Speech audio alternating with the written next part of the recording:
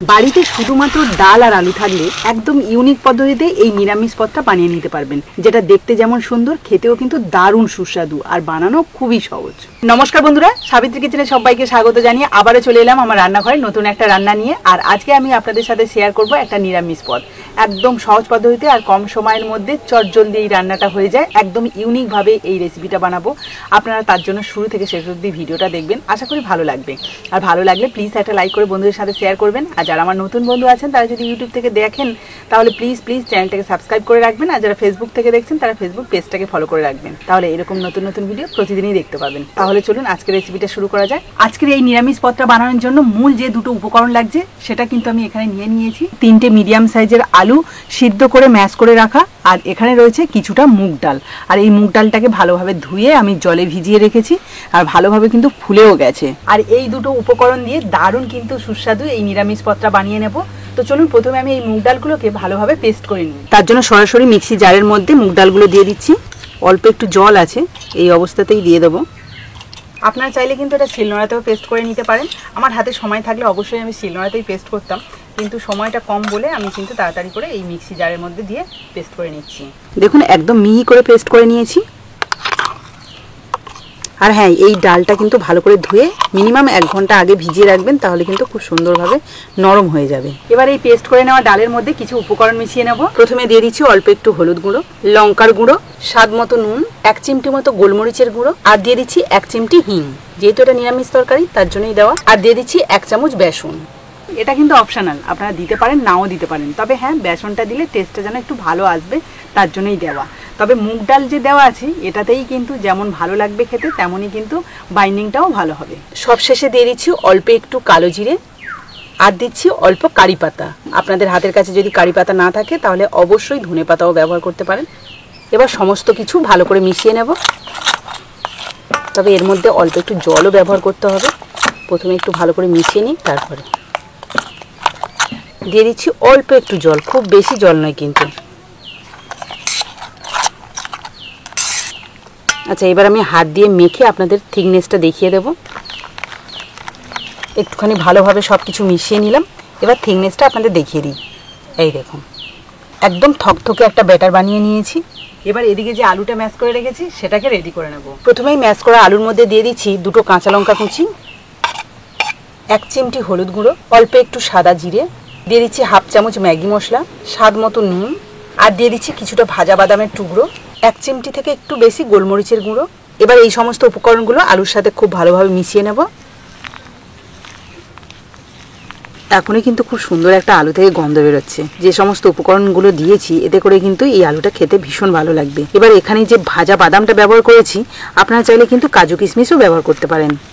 সবকিছু ভালো করে মিশিয়ে নিলাম। এবার এই মেখে নেওয়া আলুটাকে আমি সুন্দর একটা শেপ দেব। আমি এখানে আমার পছন্দ মতো শেপ দিচ্ছি, আপনারা চাইলে আপনাদের পছন্দ মতো শেপ দিয়ে নিতে পারেন। গোল করতে পারেন, লম্বা করতে পারেন, কিংবা চ্যাপটাও করতে পারেন। আমি এখানে কিন্তু এরকম এই মুইঠা যেমনভাবে বানাই ঠিক তেমনভাবে বানিয়ে নিচ্ছি। এগুলোকে একটা পাত্রে রাখছি। এই নিরামিষ পদটা কিন্তু খেতে দারুণ লাগে, আর বানানোও দেখুন কতটা সহজ। আপনারা অনেকেই আছেন মাঝে মাঝে একটু নিরামিষ পদ দেখাতে বলেন, তো তাদের জন্য কিন্তু আমার নিজের মতো করে এই নিরামিষ পদটা বানাচ্ছি। দেখবেন একবার বানিয়ে খুব ভালো লাগবে। এখন খুব সুন্দর করে সবগুলো রেডি করে নিয়েছি। এবার এগুলোকে ভেজে নেব। তার জন্য উনুনটাকে ভালোভাবে ধরিয়ে নিয়ে একটা কড়াই বসিয়ে দিচ্ছি। ভাজার জন্য কড়াইতে দিয়ে দিচ্ছি কিছুটা তেল। খুব বেশি তেল ব্যবহার করব না, এখানে অল্পই ব্যবহার করছি। আপনারা চাইলে কিন্তু এগুলোকে ডুবো তেলেও ভাজতে পারেন। এবার আলুটা যে শেপ দিয়ে রেখেছিলাম সেখান থেকে 1 পিস নিয়ে নিলাম, আর এখানে যে ব্যাটারটা রয়েছে এই ব্যাটারের মধ্যে এইভাবে একটু ডুবিয়ে নেব, মানে কোটিং করে নেব। এবার এটাকে তেলের মধ্যে ছেড়ে দেব।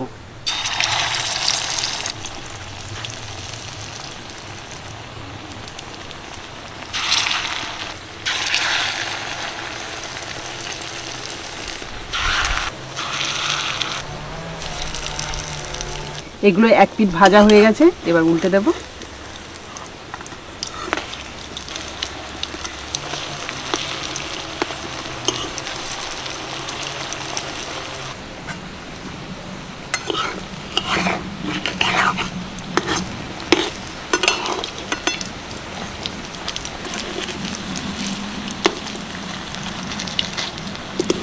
এগুলো ভাজার পর তো আমি রান্না করব, তবে আপনারা কিন্তু চাইলে এগুলো স্ন্যাক্স হিসাবেও খেতে পারেন। এগুলোকে যেহেতু আমি তরকারিতে ব্যবহার করব তার জন্য কিন্তু এভাবেই ভেজে নিলাম। এবার আপনারা যদি স্ন্যাক্স হিসাবে খেতে চান আর একটু কড়া করে ভেজে নেবেন। তো চলুন এবার এগুলোকে আমি নামিয়ে নিই। দেখতে কিন্তু সত্যি খুব সুন্দর লাগছে।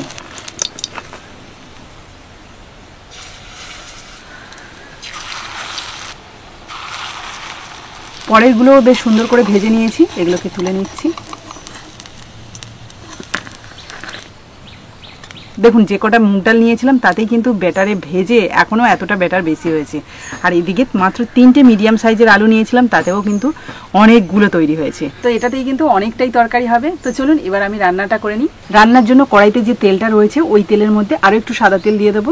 তেলের মধ্যে দিয়ে দিচ্ছি গোটা এলাচ, লবঙ্গ আর দারচিনি, অল্প একটু সাদা জিরে, একটা শুকনো লঙ্কা, দিয়ে দিচ্ছি 1 চামচ গ্রেট করা আদা,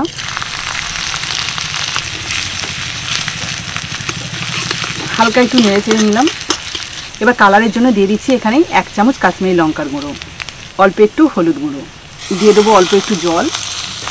এবার দিয়ে দিচ্ছি টমেটো কেচাপ 1 চামচ মতো। আপনাদের হাতের কাছে যদি টমেটো থাকে অবশ্যই টমেটোটা ব্যবহার করবেন। আর আজকে রান্নাটা কিন্তু একদম কম মশলাপাতিতেই রান্না করব। দেখুন তেলের মধ্যে কাশ্মীরি লঙ্কার গুঁড়োটা দিয়েছিলাম বলে কালারটা কত সুন্দর এসেছে। দেখুন বেশ কিছুক্ষণ নাড়াচাড়া করার পর দেখুন মশলা থেকে তেলও ছেড়ে দিয়েছে। এবার দিয়ে দিচ্ছি স্বাদ মতো নুন আর দিয়ে দিচ্ছি 2 চামচ মতো টক দই। ভালো করে মিশিয়ে নেব।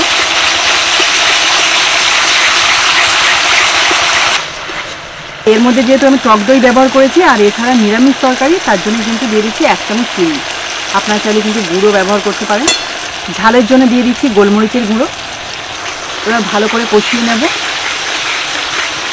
আপনারা দেখতে পেলেন যে এখানে কিন্তু আমি কোনো রকম জিরে, মৌরি বা ধনে কিছুই ব্যবহার করিনি। একদম কম মশলাপাতিতে রান্নাটা করছি, কিন্তু খেতে হবে দুর্দান্ত। তো দেখুন মশলাটা কিন্তু খুব ভালোভাবে কষিয়ে নিয়েছি। মশলা থেকে তেলও ছেড়ে দিয়েছে, কালারটা তো দারুণ এসছে। এবার আমি এর মধ্যে দিয়ে দেবো জল। এবার এটাকে 2 মিনিট মতো ফুটিয়ে নেব। গ্রেভিটা দেখুন খুব ভালোভাবে ফুটে গেছে। এবার যেগুলো ভেজে রেখেছিলাম সেগুলো দিয়ে দিচ্ছি। উপর থেকে দিয়ে দিচ্ছি গরম মশলার গুঁড়ো,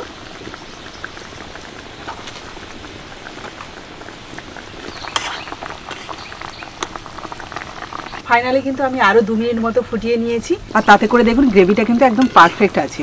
মানে যেটুকু ঝোল দেখতে পাচ্ছেন, যেহেতু এখানে মুগ ডাল দিয়ে ভাজা রয়েছে সেজন্য এই ঝোলটাও টেনে নেবে অনেকটাই। তাই আমি এই অবস্থাতে আঁচটাকে একদম নিভিয়ে দেবো।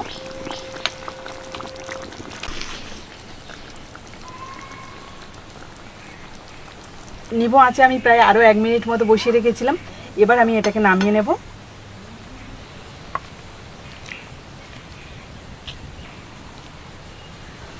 কালারটা দেখুন কত সুন্দর এসছে।